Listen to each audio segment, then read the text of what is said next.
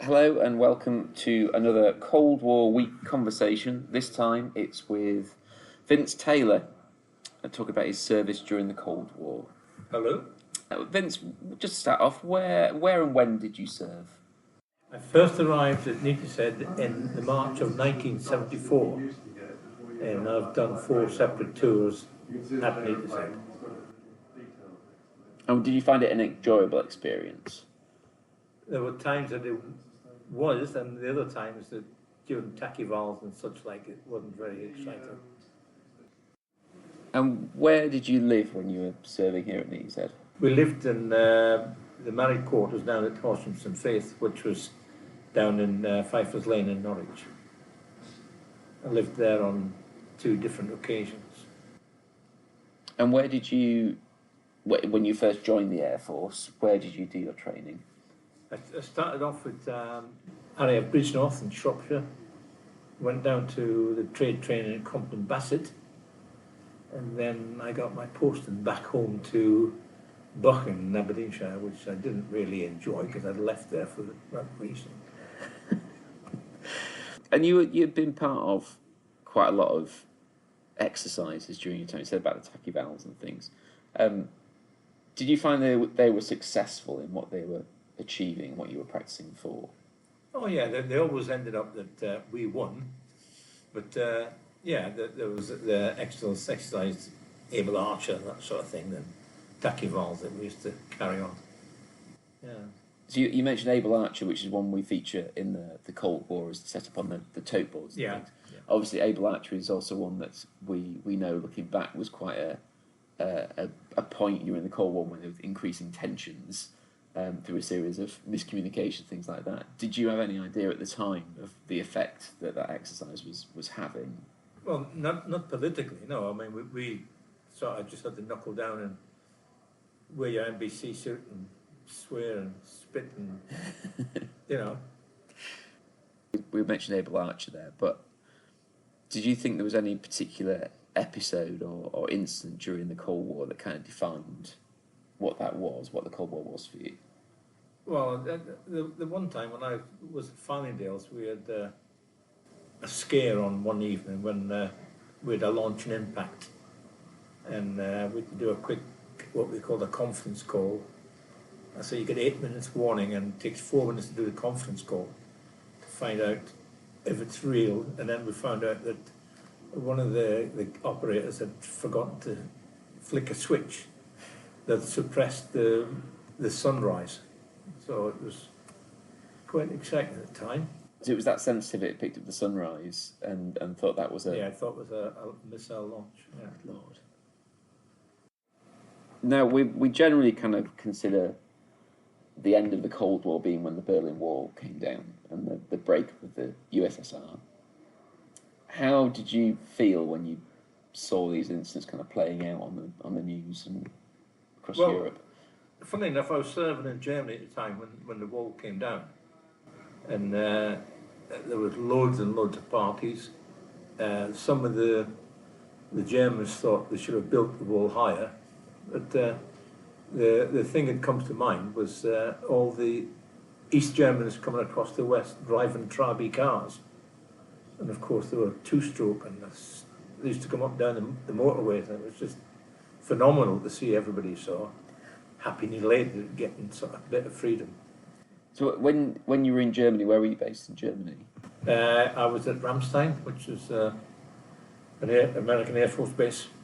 I did 4 tours on the continent. I did Germany, North Germany, then I went to Holland, then I went down to Belgium, and then the last tour I did was at a bunker near Ramstein.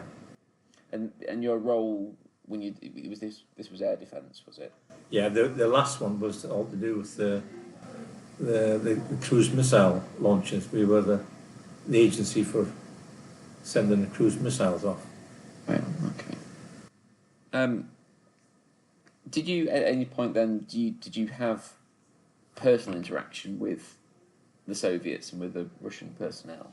No, the only time that I got anywhere near that was when I went on a visit to my mate who lived in Berlin. He was in the Air Force in Berlin, and because the job we were doing, we weren't allowed to fly in or drive in. We had to go by the military train.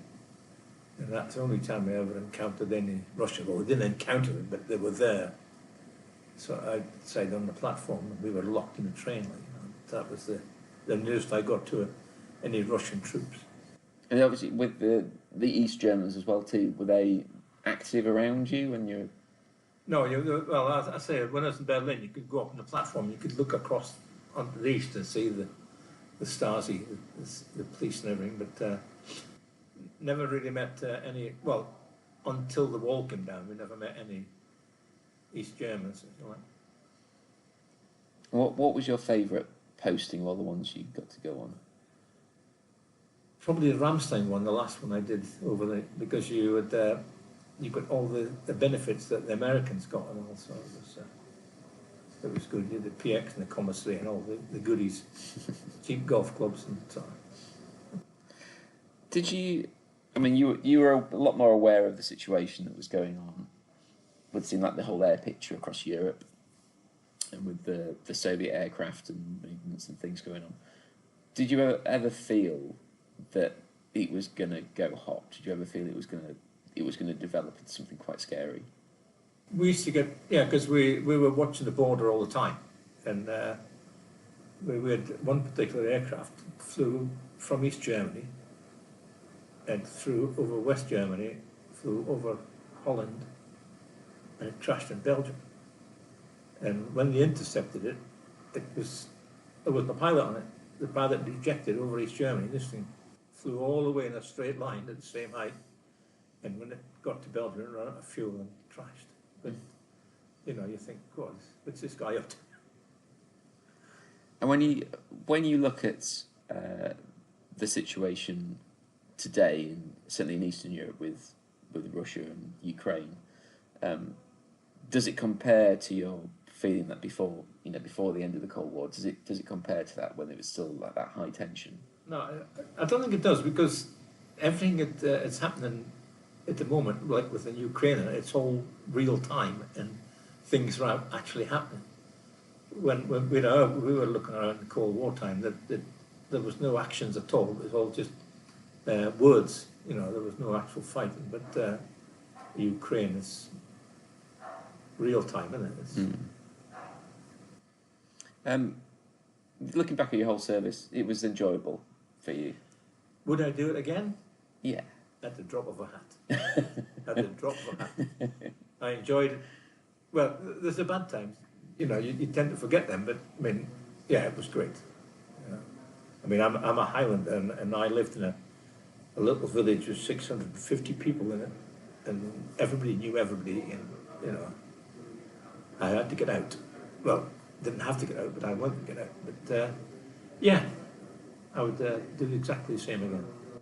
And what made you join the Air Force in the first place? I think it was, I started off as a woodcutter at Lossiemouth, and then I got taken on as a carpenter, did my time as a carpenter, and then when I finished my time, you're supposed to get an increase in pay, and my boss wouldn't give me it, so I threatened him that I'd join the Air Force. He said, no you won't, and I did. So that was it. I never looked back after that. And what would you say then what was your proudest moment in your service? Oh, I don't know. I mean, the good thing for a boy coming from the Highlands was getting a long service and good conduct medal. That was quite exciting for me to think I'd done so well, to be a bit of a rogue at the time. Vince, thank you very much for joining us today. No problem. The Cold War Network Heritage Week was created by the Cold War Network, which is a collaborative community of historians, heritage professionals, educators and enthusiasts dedicated to exploring and preserving the history of the Cold War. To find out more, go to www.coldwarnetwork.co.uk.